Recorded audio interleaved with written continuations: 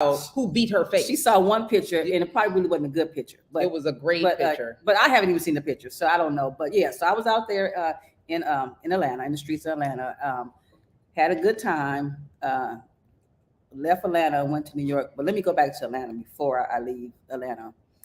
We was trying to be touristy and stuff, so we got out and went to the Trap Museum. If y'all don't know me, y'all know I'm about that trap. Okay, the trap music, not the trap life, but the trap music. Okay, let's get that right. Trap music. So went to the museum. Awesome, it was cool. Had a good time. They had a few different exhibits and stuff out. What was your favorite? My favorite probably was, they had an exhibit of Nipsey. That was probably my favorite, but also, I liked what they did with Migos, because that's my group Migos. But of course, they had something with my girl Cardi B too. So they had a poll. So your girl. A poll. They had a poll. They had a poll in the museum, and from what I hear, there is a few pictures might be out there surfacing with somebody. I'm not gonna say who. Of you on the poll? I'm not going to say who was on the poll because there was a lot of us there. So it had to be you or Jeffrey. No, it could have been. It's more than me and Jeffrey. Sonya was on the poll. Yeah, who knows? It was a few of us there. So that's all I'm saying. But that is not very finer. Yeah, no, it was finer. Everything we do is finer. So don't just like get it twisted, okay? But I'm just saying that and they had you can experience the whole experience. The whole experience. So I didn't know Migos was one of your favorite groups. Yeah. I have to ask you, how did you feel when one of the members passed? I was sad. I was mad and sad. Unfortunate that that tragedy happened and stuff. But I hope the remaining members can move on. I know it's going to take time because grief is there's no timeline on how you grieve and stuff like that. But they're they're my thoughts and prayers because they were we're not even gonna go there. So while I was there, Tonya, me, I'm always doing something. So I had to break you in because I don't know if are you into trap music? My kids are into trap music. Okay, but what about you? I listen to it. Okay, I haven't been on any polls. But... Okay, well, trap music is not about polls; it's about music, and stuff. But while I was at the museum, I thought of you. So cause I'm always thinking of you. So I got you a little gift, a little trap music museum t-shirt, stuff. So I want you to wear it. Maybe we wear it together. Yeah, because I have one too. Mine's a little different, but maybe we can wear it and stuff and get some pictures and stuff. But you officially have been trapped. Okay. By your girl.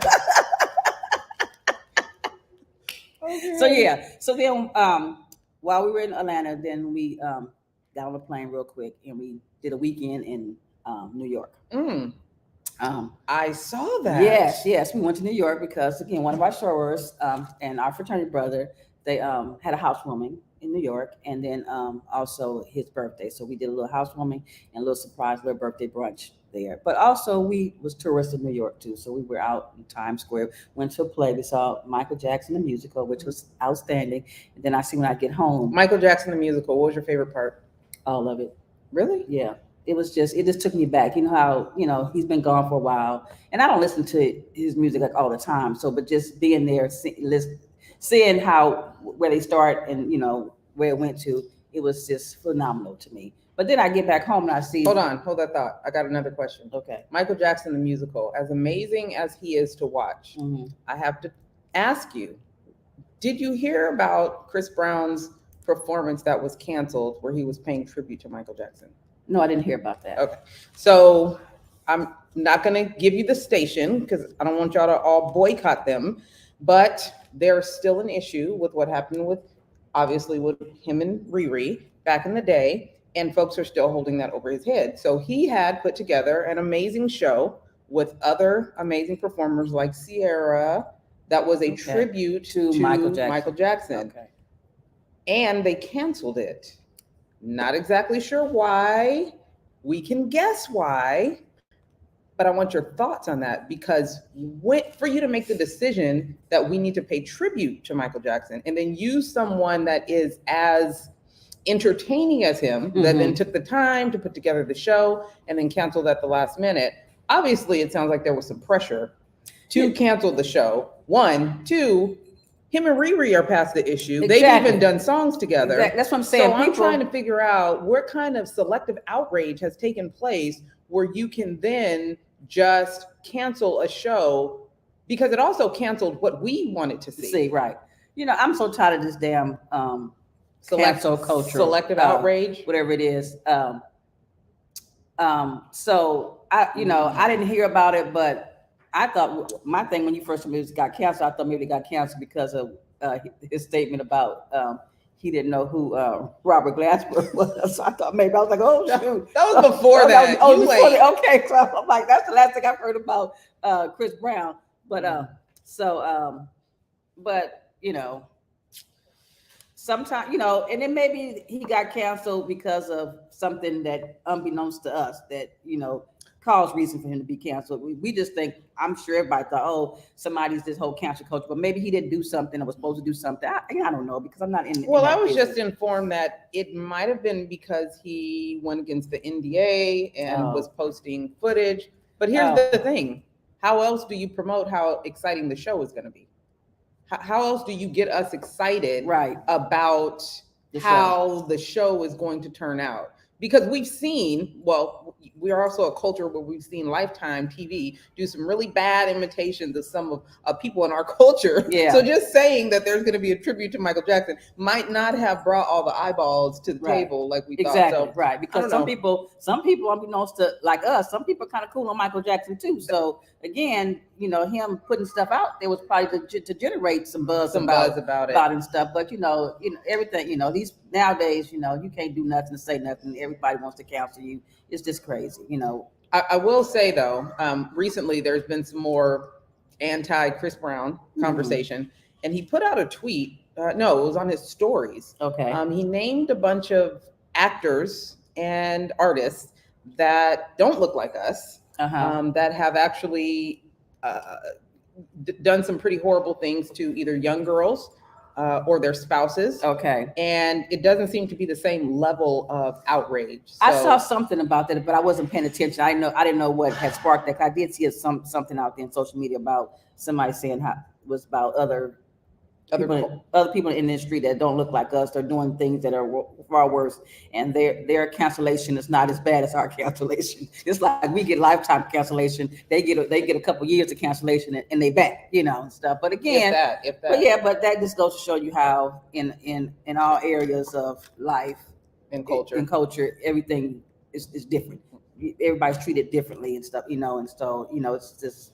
Okay, so after the Michael Jackson show, what did you guys do? We walked to Times Square. I saw you with some pictures of some other officers out there. Yeah. Is that like a cop thing? Y'all just get together and make friends with one another? Well, hey, it's as you say, it's a family. Some people don't like the family, but again, it is a family. Okay, so me personally, when I go to other places and I see, my fellow, brothers and sisters out there, if they're approachable, because sometimes they're all not approachable and stuff.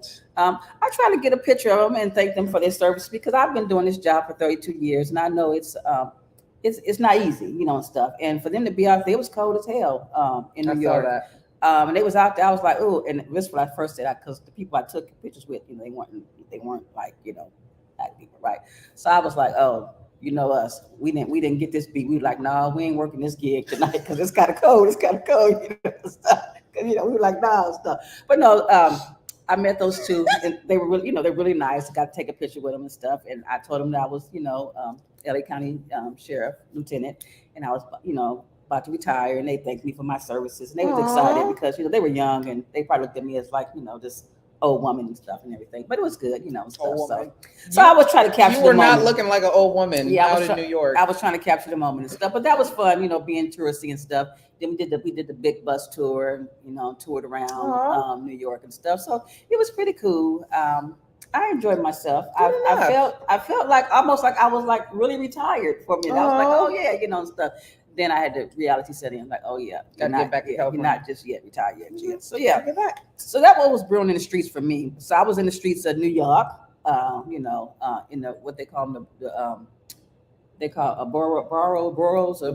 Yeah. So yeah, I was in the Bronx, and I'm trying to sound like I'm New York. I was in the Bronx.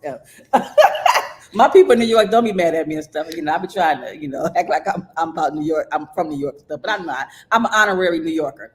And then we was in Manhattan. Yeah, stuff. Yeah. So it's kind of cool. Yeah. I love that. Mm-hmm. Well, while you were brewing in the streets, Yeah. What were you doing while working, you was working? working. You always working. What kind of work was you doing? Well, look, the cool thing is we have our Empower Podcast Network now has a partnership with Black Podcast Association. So I did a training for them. Okay. You probably should get the recording, and we'll talk more about that. Wait, y'all checked it out. So how she put me out there like that. I want y'all to see that. Okay, I see it. I'm just trying to help the people. I'm just trying to help the people. So you know, we have that partnership now. So if you are a podcaster of color, there is a community out there that supports the work that you are doing. I highly suggest that you take a moment and find organizations that support the stuff you do. There's resources. There's just other people that might want to share what you have going on. So I've been doing a lot more trainings, and yeah, that's about it. Outside of being somebody's mama. So did you see the pictures of the kids? Yes, I wanted to talk about that. Okay, so my niece and nephew, I saw some pictures you posted. They had a little event. Was it this weekend they went to? They went to a bat mitzvah. Okay. And I got schooled because I said a bar mitzvah. Yeah, I was gonna say bar mitzvah, but it's for a girl. It's bat. Okay. See? We get to when we educate you too on the when show. you have a diverse group of friends, you get to learn new things. Right. Okay. So they had a bat mitzvah. Okay. It was amazing. It took the whole day though, so I didn't know if this is how it's supposed to go. But they had a service in the morning. Okay. And Roman was just blown away by the speech that the dad gave. So Coach Eric, if you're listening, Roman loved your speech. Then that evening they went to the after party. They party, but it looked like an after party to me. Yeah, because the video I saw, I was like, oh, these little kids is getting it in. I was like, okay, I see how they're doing it and stuff, but it's an all day type thing. Okay. I don't know if that's what it is usually, but it was for. Well, I want to talk about my dude Roman. Okay, so I saw some pictures when he first got dressed. You know, he has a little suit on, looking all dapper and everything and stuff. Then I saw some pictures later on where his whole little look changed. He still was dapper, but his swag was a little different. I was like, look at Romy Rome, okay? I was like, the shirt was out, you know, he had his cap on. He was just like, yeah, like, you know. I did that. I could feel that through the phone. I was like, oh my God, this, like, you know, he ready. I don't know if y'all ready. I was not ready, first of all, but I guess I better get ready. Yeah. Because when we were leaving the party, he said, Mom, I'm about to be the best roommate in college. I'm about to be the best dorm mate and the best frat boy. And I was like, okay. Oh my God. Okay. So for the rest of the evening, everyone was calling him Lil Ray. Not Little Ray. Ray. So for those that don't know, my husband is a member of Kappa Alpha Psi. And so I guess Roman was channeling his inner dad. Okay. And I'm not sure if he was, you know, shimmying, but clearly he had a good time. He probably was shimmying. You just didn't get it on camera. I think he was. We got a video of him leading the dance in the party. So okay. It was interesting. Okay, you got to post that one. I want to see that. And then Miss Talia. Okay. Did y'all see the pictures? That girl, ooh, man, she looks so cute. That little dress. But I got to tell you, we had to go exchange the first dress for a second dress because these young girls are dressing like we did maybe back in college. Yeah, girl. When I saw the picture, you know, I was like, "Oh, she's so 12. cute. She's so cute." But then Auntie Gigi came out, right? I think I texted you. I was like, "Ooh, that dress was a little kind of short. It was kind of short for Auntie Gigi's taste." I was like, "Ooh," I said it was kind of fitted too. I was like, "Wait a minute," you know, and stuff. So, but then you told me about the dress number one. So I guess if dress number one was number one was out of pocket. Okay. So we good and stuff. But you know, I gotta you know look. Okay, yeah, because you know I'm always gonna be auntie. Yeah, gotta have those. Right, yeah, gotta have those aunties that help provide the growth and the guidance that these young people need. So look, we're going to go ahead and get into the crux of the show. Okay. We're going to bring back, stick around. We're going to bring back the yummies so you can see us taste it and get into women in politics. So stick around for a sec. We will be right back.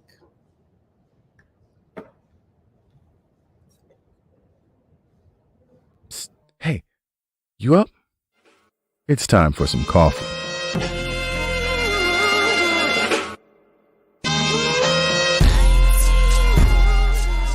Hot, bold, and full of flavor.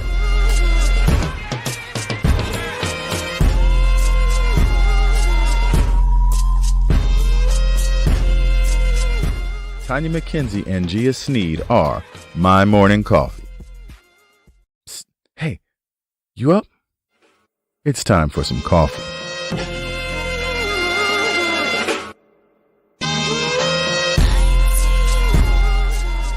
Hot, bold, and full of flavor.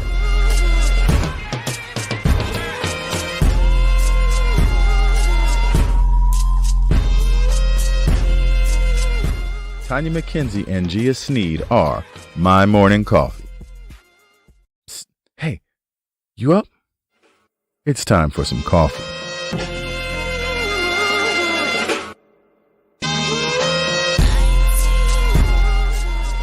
Hot, bold, and full of flavor.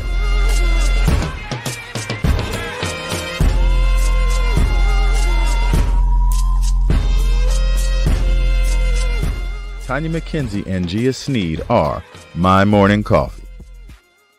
Psst. Hey, you up? It's time for some coffee.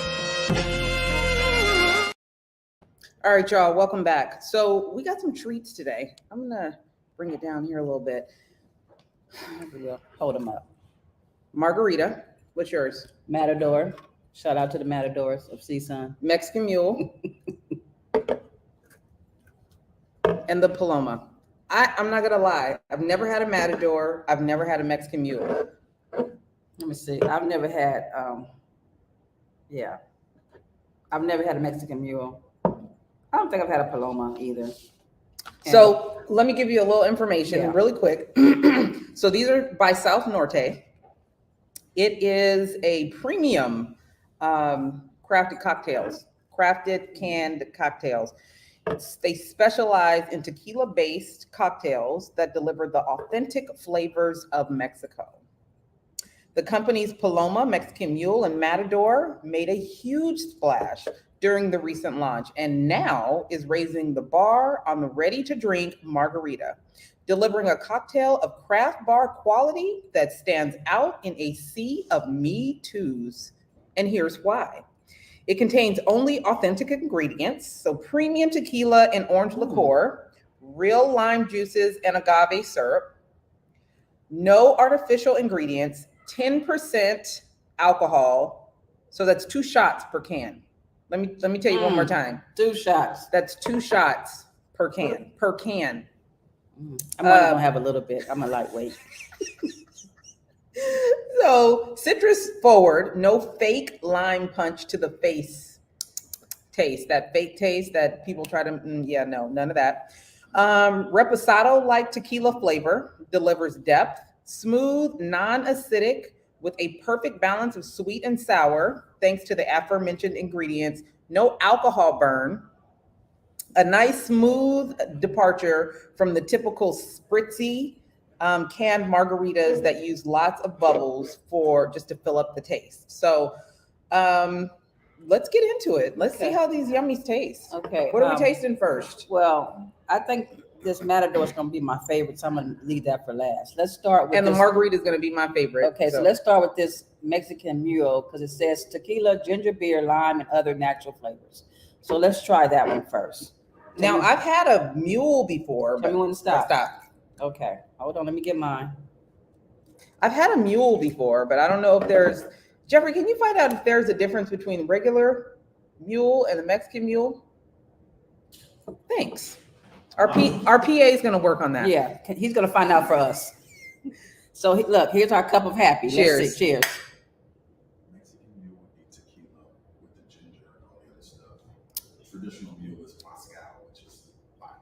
Okay, so the difference between the Mexican mule and the Moscow mule is the tequila, and the other is the vodka. So, what do you I think? don't know about y'all, but I might become a fan because this wasn't bad. It's and I'm very not even a easy to ginger beer drink. type person. Yeah, this kind of was like, this might be my thing. Okay. Okay. Let's go with this Paloma. Now this says tequila, grapefruit, lime, and other natural flavors. So let's see what that's going to be like. All right. I want to stop. Tonya's been a lightweight. Tomorrow, stop. Okay. I got work to do. Yeah, me too. Okay, so All right. here, Kappa Happy.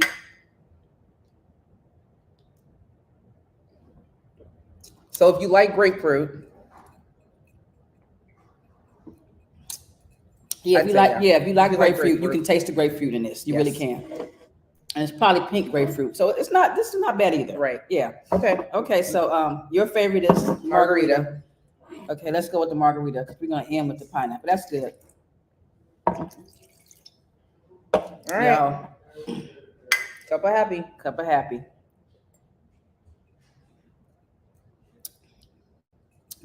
I like. You like?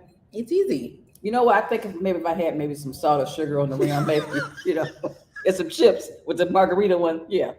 We'll have that next time, maybe. See. I can get with that. Yeah, that's good too. All Okay, right. all three for really, they're 3 for 3 so far. Let's see what this pineapple gonna do for us. Okay, All right. all right. Cheers.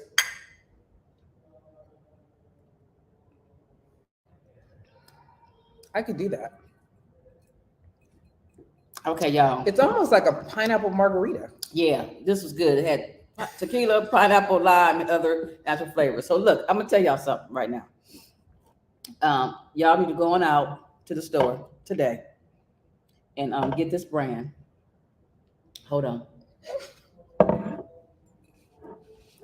And have some because woo, it's delicious. It's really good. And it's almost like I just want to cut the camera off And and want to get some chips I think we could. and drink all of these up. Me So and Tonya. SouthNorte'a, good job. So yeah, so y'all go out and get them. Cheers.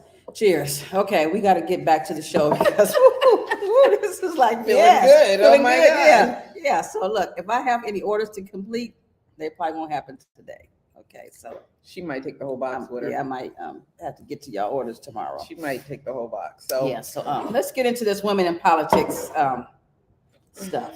So yesterday was a wonderful day. It was Sunday. it was. And the sun was The out. sun was out, and we kind of had a family reunion. A little bit. Yeah. Yes. So one of our sorors, Miss right? Sydney Comlager, Dove, Yes, from she had from USC. USC. She's a congresswoman now, She is. and yesterday she had, I think it was for the community, she had a swearing in. She did. Event, and the Blue and White family, that would be the Zeta Phi Beta Sorority Incorporated and Phi Beta Sigma Fraternity Incorporated. We showed up and showed out. We did. We showed up and we showed out. It was like all I could see was a bunch of blue, bunch of royal blue. It was like, yes, It was. We was in the house, and everything. But let's get into this. Let's talk about the ceremony. And we had I do want to give a shout out to Wendy Raquel Robinson. She was there. okay. Also, she was the MC. She was amazing, and she's an SG Row. Yeah. So she came in her bright yellow. Yeah, okay, she's representing. All right, She Wendy. was. All right, Wendy. She did her thing, though. Okay. She looked amazing.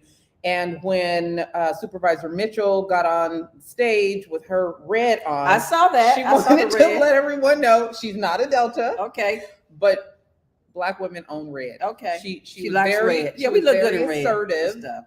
That because so many of us shy away from red because they think they don't look good in In it. red, So yeah. she was just letting people know that Black women do look good. in Red used to be red was my color before I became a Zeta. You know that? Really? Yes, girl. My whole living room, I was like red, black, and cream. I was like into red, and then She said red, black, and yeah. So yeah, and then I pledged a Zeta, and doing the whole process. Can't wear certain colors, stuff Oh my like that. God. So I kind of had to let red go, like that and stuff. But let it go. I had to let it Like go. it just disappeared. Yeah, no, I had to let it go. Trust me, I had to let it go, and stuff. So, because I had quite a bit of red, but yeah. I even think when I did my interview, because back in the day we had cellophanes. Oh my God. Yeah. And I had red hair. I had a red cellophane girl. Yes, but that's how I was like. I think it was kind of like burgundy, but Can't take red, her whatever nowhere. and stuff. But yeah. So let's get back to it. Oh, and Miss Karen Bass was there. I saw her. She was looking fabulous. I love her. She gives auntie vibes. Yeah, she does. She gives Like auntie Auntie vibes. Max? Yeah, she Yeah. just gives auntie So, vibes. So yeah.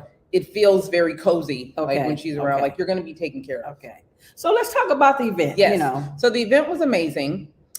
We did the VIP room first, which was family. Let's clarify who we is. Okay? First of all, shout out to Miss Noemi Perez. She is an amazing member of our organization. She used to be with the Obama administration. She loves everything nature. Okay. She champions all things nature and environmental justice, but she has a heavy footprint in California politics, and everything she puts her finger on is amazing. Like it feels good, it looks good. Yeah. So she took care of the VIP area. The VIP. Let's talk about the VIP. So when she says we, you guys, she's not talking about me and her. We is really her and the other VIPs. Because if you didn't know, Tonya McKenzie, she is a commissioner. So she is somebody to know, stuff. But I'm saying, so let's not get, I don't want y'all to be thinking, oh, Gia was all up with the VIP. No, Gia was not with the VIP. It was just Tonya. Okay. So it was not. Actually, there was a room full of blue and white, and other notables like Adam Schiff was there. And we do have some notables that are a part of the blue and white. Yes. Our Grand Basilis was there. So it was a room where, you got the food and the snacks and the nibbles and so the she got to eat. refreshments. She got to eat while the rest of I us wasn't was even waiting. eating. We were too there was busy food. talking There to was each food, other. and Well, that's what Tonya does. She talks, but there was food there. Okay? There was. So for the VIP, there was food. I did get my croissant later though. Okay, So yeah. the event was great. She was welcomed actually by Sydney, our fraternity brother, okay, and the Phi Beta Sigma chapter. So Sydney is the regional director of Phi Beta Sigma for the Western region. If you guys, just so you can get some. So I'm going to pause right content there. When someone was reading his accolades, and as they were reading his accolades, I started to chuckle, which was it was inappropriate, but it just took me back to how old we are and where we all started. Yes. Because Sydney is actually one of my UCLA prophytes. That means he helped bring me into this organization. So I remember him from 20 years ago, 20 plus years ago. 20 years ago, Sydney. So when they started reading all his accolades, it just dawned on me how much many of us have been able to accomplish over these last few years. We go from just being undergrads and happy to be into the organization, and then we become people that are leading the organization and bringing change into the organization and bringing other people into the organization. So as they were reading his, all the things that he has done, it just dawned on me, like many of us now that started back then have been doing the work. That's what we do, though. That's what we do in Zeta Phi Beta. We groom and build leaders, just like, I'm kind of getting off the cuff, but this weekend we also had the Root celebration. Yeah. And our very own Tish, Bradley, which is the California State Director, she was honored and stuff. And here it is, like you said, going back 20 years ago when she was an undergrad at Cal State University in Northridge. So it was just, me being there, watching her, seeing her now, it was just like, wow. It's almost like you looking at a child that you helped raise. Yes. And she's the state director, but we came in together. Yes. So if you do the work on the back end, and this is what I say too about branding and PR and things of that nature, if you do the work on the back end, you start to see I'm gonna have a little more of this margarita, okay? the results of the hard work, as you move forward. It's not so much, stomp in the yard. It's other opportunities coming your way to be able to penetrate and break down walls to get things done. Yes. But it takes consistent work. It takes consistent work ethic, and consistency in showing up. So we wanted to talk about women in politics today, more or less because it didn't used to be a thing. Right. And it's more of us in politics. Not enough, but there's more than back in the day when there was hardly any of us in politics. So I'm excited. I want you to talk more about it because you are a woman in politics, unlike me. But I will say, since you've become a woman in politics, you have really got me to be more into politics and paying attention to more things. And I'm in awe with you because you ran for an office in your city. And I want you to talk about as we go on a little bit about what that was like and about, getting into politics and being a woman. And just talking with you about a lot of things that are happening has been happening in your city, around your city, has really made me now pay more attention to things in my city. And my city is a big city. I live in LA Basin, and stuff. But so yeah, and I think if it wasn't for you, I probably would just not care about a lot of things that I care about more now. So. Well, Gia likes to blame a lot of things on me, but Yeah. okay, I'll take that. She don't want to talk about how her husband probably knows everything about politics. Well, yeah, but you're right. Jeff, my husband, is also he's actually started it because before him, I didn't really give a rat's ass about. I'm just gonna be honest about politics. And then when I got with him, I was like, oh, this dude is all into this political stuff. And I'm like, I watch more news, more CNN, NSB, whatever the name of the show is, NBC, MSNBC more now than ever in my life. Okay, but I will say I've learned a lot more now. I pay more attention, and I look at things a little bit differently now because but he's a political guy. I go to him for everything. I be like, look, I don't even look. I don't even how go to Google. cute is that to be married I don't to even go to somebody? Google. I go to him, but he get mad at me though. He's like, I'm like, look, sounds you just know like all Ray. this stuff. I'm You like, you sound know like all Ray. this stuff. Why do you need to Google it? You know it. So I just ask him, and he tells me, stuff. But, Isn't that interesting how a police officer is not interested in politics? No. That just lets you know not all policing is political. Right. Back to yesterday, though, I just want to give you a little bit of information that Supervisor Mitchell kind of sprinkled on us. She gave us some statistics that basically say, even right now in Congress, as long as this country has been a country, there has been less than 1/3 of the people that have served in Congress and elected to Congress that are women. And most of that has been over the last 100 years. So just looking at how long it took for us, for this country to even accept women as leaders has been a pivotal turning point in this country. So then you look at something like that. Okay, that's on the national stage. I would implore you all to look at the statistics for your state. But I want to read you something that I think makes a lot of sense. It says, according to the new data, women occupy the role of heads of state or government in 22 countries, up from 20 countries in 2020. As of January 2021, 5.9% of elected heads of state, that's 9 out of 152, and 6.7% are heads of state. The numbers are still pretty dismal. That's what it seems like. Even though there's more women in politics, there's still not more women in politics. If you look at it, statistics and so stuff. Like we said, from 2000 to 2002, it only went up.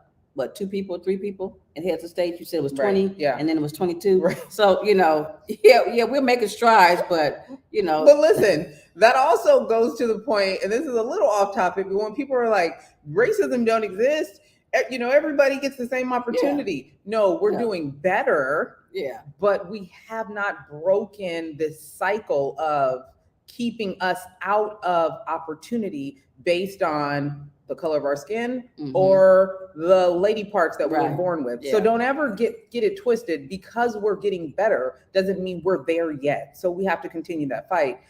In Redondo Beach, I was the first African-American woman to ever run for an office. And it was really, there was a special election because one of our councilmen, who is, oh my God, he's such a dirtbag, he was getting recalled. What I do know about California is it's very hard to recall anyone. So most people would ask, why would you even put yourself in the position? Listen, let me tell you something about me and most women that I know that take the leap in running for office. There's something bigger at stake. It's not just about a title or a position. There's something bigger.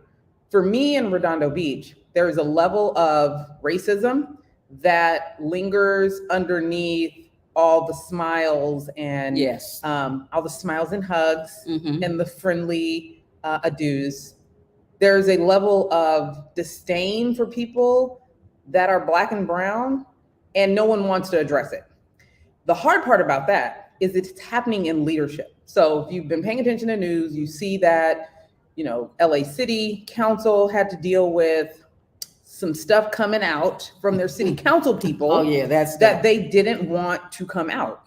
They didn't want it to come out. It was a secret recording, and then they were faced with dealing with that situation.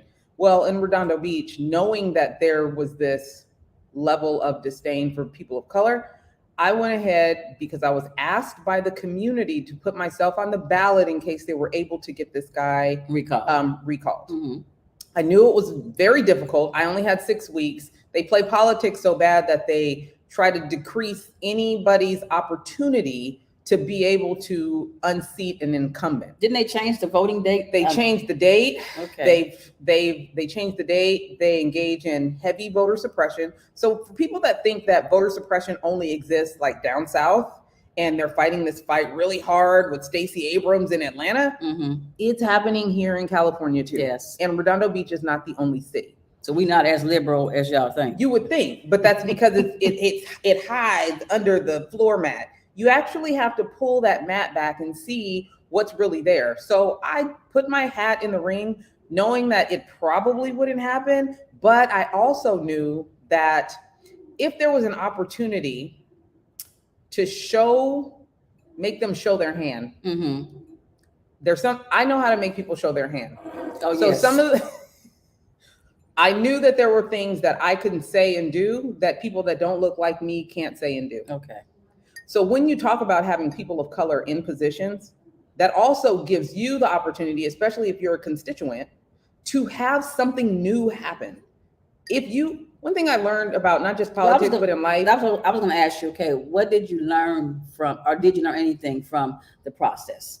And did you learn anything more about your city government? What I got confirmed is that money is heavy in politics. Okay. And if you don't have money, you better have a hell of a ground game. Okay. That can penetrate deeper than pockets can go. Okay. So that means your ground roots game has to be on point. And we live in an area where what I learned is that the apathy is a thing. So for those of you that don't understand that, voter apathy means I don't care. I ain't voting. My vote don't count, or my vote won't change anything, or it's so messy. I'm not even going to get involved. A lot of people think that way. They even think that way about national government. Because I remember when elections were coming, and even at work, so talking to a few people, some people their whole attitude was like, my vote doesn't count, so I'm not going to vote. Right. And that's really sad. That it's sad, but there are people that do the things and say all the right things to get people like that to not vote. There's actually a machine built to keep people from wanting to participate. Okay. Because they know that the people that have the apathy, that they can get voter apathy, probably would vote against them. So they do. There's a science to this. Wow. There's a science to this. That's why political consultants get paid so much. There's a science to this. There's numbers that go with all of the data that they collect over the years. So, political consultants that have been doing this for a very long time, they have access to all kind of personal information. They know damn near more about you than your spouse does. They know who to target. They know who to stay away from. They are very precise about this. So those are some of the things that I really learned. I didn't learn anything new about the leadership in our city. Because you've been involved. Yeah, because I watch. Yeah. I am a good people person. So I've been able to watch their movements to see how insincere and power hungry they are, that they're willing to put the city in financial burden to keep Black and brown people out. I knew that already. But the problem was getting other people to know that. And it's hard to get people to know and pay attention to what's going on because they already have such a high level of apathy. So then you have to do things like be over dramatic, embellish, and try to trigger them. And for the other side, I'll say the other side, they do that by fear mongering. Okay. So they make you afraid of what it would look like if her. Okay. If that person Got was in in, leadership, okay. like how would that ruin your quality of life? How would that, tear up the whole city? When even in a national level, that's not true. There's no one person. I mean, you saw January 6th, but at the end of the day, there's so many guardrails put in place that January 6th just remained a moment in time, and we still have to move on. So what advice or nuggets would you give to a young Tonya or any young Gia, young anybody out there, and even a middle age or teenager or whatever woman, someone that looks like you, about getting into politics and our local government? Well, first, I will point to what Supervisor Mitchell said yesterday. When you get those emails from your leaders, from those that are elected to represent you, pay attention, read. Okay. And then when you read, ask questions if you don't understand, but get acclimated and get educated about what's going on in your community if you care. So here's the deal. I'm a habitual complainer. So for some of y'all that complain in your head but don't complain out loud, you should start complaining out loud, but also be willing to do the work to make solutions happen for the things that you're complaining about. Because if they're important to you, they're important to somebody else that's not willing to talk about it out loud, right? There's a level of, I'm tired of being tired. Right. So now I'm going to dig in to try to figure out the machine that can bring solutions to this problem, whether that's childcare, if that's something about housing prices, whatever it is in your community, in your society, in your region, in your county, that you feel like this could be better, this sucks. Start the process there, find out how you can be a part of the solution, and then become someone that can help bring that change. So I would say, just get involved. If you live in a small city or live in a big, but people don't know what that means, right? So I'm saying, I mean, like, even when you say, one of the things that you and I talk about all the time is like, we tell people, you can't just say I support you. You have to do the work. But most people don't even know what that is. Yeah. So, like, for example, like, before, years ago, when I was younger, I didn't care about the city government. I didn't go to the council meetings and things like that to find out what was going on. It wasn't until later on in life, and a lot of it has to do with my profession too. When things, I had to go to some council meetings because of the area that I worked and things like that. But I would say that you should probably get involved younger. Know what's going on in your city government. Don't just think that they're going to do what's right for you, because a lot of times there are things happening in these meetings that you don't know anything about, and then they affect your way of life and in your community, and things that are happening or not happening in your community. A lot of that stems from not being involved in what's happening on the level, the city level of government. Yep. But even looking at organizations that you might be a part of, whether it's PTA or we're both members of Zeta. Right. If something is going on that we're like, well, I don't understand this. I need somebody to explain it to me. I need you to dummy it down for me. Talk to me like I'm a third grader. And then understanding how these decisions are made. If you feel strong enough about the way that things are going and they are not producing the results that you think not only you, but the people around you deserve, find out how you change that process and then become a part of the change. So when people say become a part of the change, what they're really saying is find out the hierarchy, the protocol, right, and then become a part of that protocol. Get involved. Get involved. Galvanize support around the issue. And again, if you're voicing it, somebody else feels that way. They're just too scared to say it. That's why I always say fight coward culture. And the only way you fight coward culture is speaking truth to power. No matter if you're talking about state, local, Zeta, PTA. I like that. Speak truth to power. I like that. You gotta do that. Speak truth to power. So I've been getting a lot of calls. I mentor and coach a lot of young women in regards to wanting to get involved in politics, but it's a heavy lift too. So you have to you got to be ready to deal with some crazy people. Yeah, because there's some crazies out there. Trust me, there are. Ready to deal with you literally are like, dude, what are you thinking? It's special. So let's shout out our mayor Karen Bass and our councilwoman Sydney, you know, because hey, they dealing with a lot of stuff, y'all, that we don't know about. You know, we just see them on TV looking, you got their makeup on, they talking, they got their talking points, they looking all good, but you don't know what they dealing with behind the scenes before they come out in front of the camera. So I'll share a story with you about yesterday. So Sydney talked about, if anybody was paying attention to politics over the last month or two after the election, she talked about the moment where there was a brawl and they could not get a speaker of the House for the Republican side, and they had that vote over and over and over again for the Speaker of the House. That was a whole mess. But she said it was so messy, people had went out from California to DC to support her, and they were sitting around waiting for these votes for these days and days and days. Her mom was in the galley waiting for the vote, obviously. Something happened. She said somebody was acting a fool, and her mama put somebody out of the galley. Like, they were that indignant. And you got to think to yourself, like, ooh, how indignant are you? Her mama rider. When somebody, she said, I just had to put them out.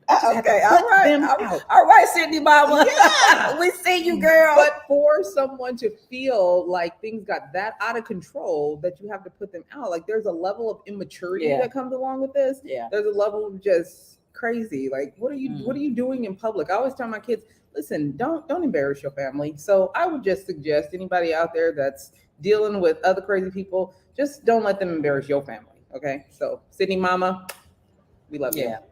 So that's it. That's all I got. But if you have any other questions, not only do I have answers, but I can direct you to people that can get you started if it's something that you desire. But don't ever think that because of your skin color, because of where you're from, or any of that you are not capable of being elected to an office, or you are not capable of holding leadership in an organization. Look, that's all there for you. And if you don't look like them, guess what? You have the opportunity to make change.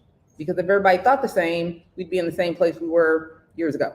That's right. That's all I got. Okay, well, y'all, we're not going to take too much more of your time. We're going to get up out of here. But if there's anything in the streets that's brewing that you want us to talk about, hit us up on My Morning Coffee Podcast on Facebook and on IG, My Morning Drip, Coffee Drip. Drop us a line or two.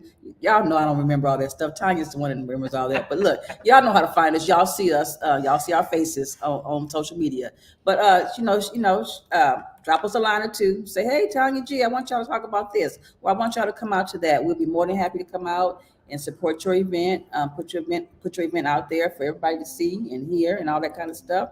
And again, it's cold out here right now, so y'all come on down here to Neighborhood Coffee and Tea, the South Bay Galleria. Get you some coffee, some hot chocolate, some lattes, some pastries. Get some of everything. But come on down here and support Neighborhood Coffee and Tea in the South Bay Galleria.